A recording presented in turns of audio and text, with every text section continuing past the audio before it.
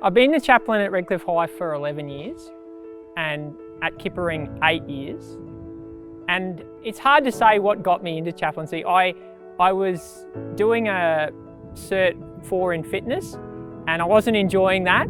And a chaplain said, "Oh, come and do a brekkie program with me and come run a lunchtime program with me." And that convinced me that this was worthwhile work. And my family have been involved in chaplaincy for a long time. But the schools are still open. Teachers are still expected to be at school. Chaplains are expected to be at school.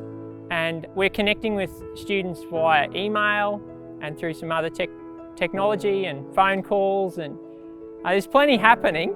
And there's still a great opportunity to just connect with staff at this time. I think as time goes on, the impact of COVID will really hit home.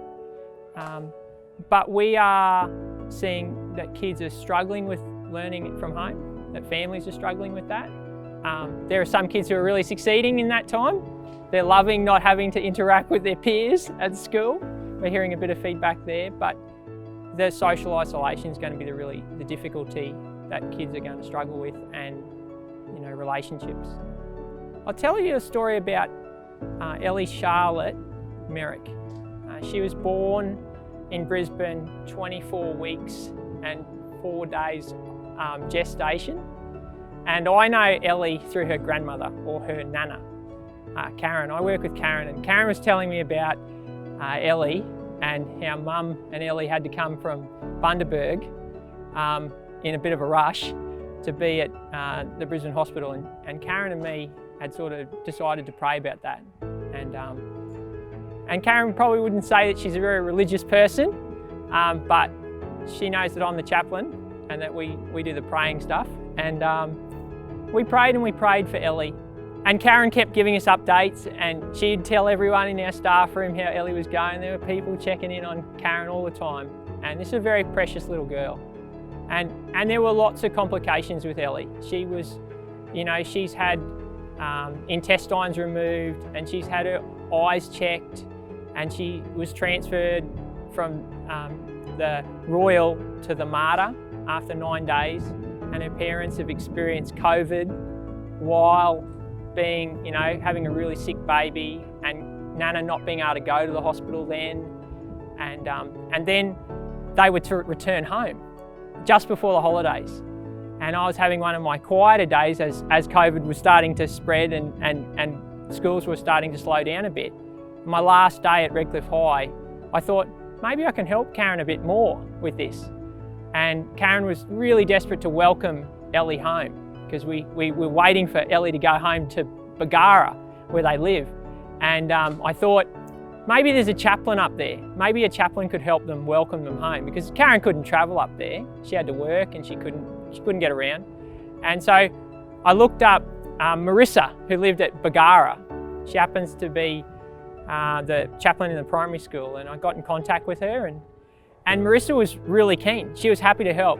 And all Nana wanted was to have some banners and some balloons put up at the home so that Ellie could be welcomed home properly. And Karen was really stoked when Marissa said, "Yes, I can do that." And so Marissa, who was doing some watermelon farming up there on the day that she put out the banners, she did it, and Dad, Scott, came home when Ellie and Jen got home. And I hear that Dad actually cried a bit when he saw the balloons. And that's pretty nice when you think about that. Just this family had waited so long to take their kid home. And those prayers that God had answered on Ellie's life. And I would just really encourage you that chaplaincy, even though it's a bit different at this time, it still can connect with people. And it has a network out there that is broad, and it's that connection between chaplain and church and the community which makes that big difference. We really value your prayers as a church. We really know that we need wisdom at this time to do our job. We obviously need people to financially support us. So if there's people who are watching today who'd like to support chaplaincy, there's lots of chaplains around. You could give something like $10 a month.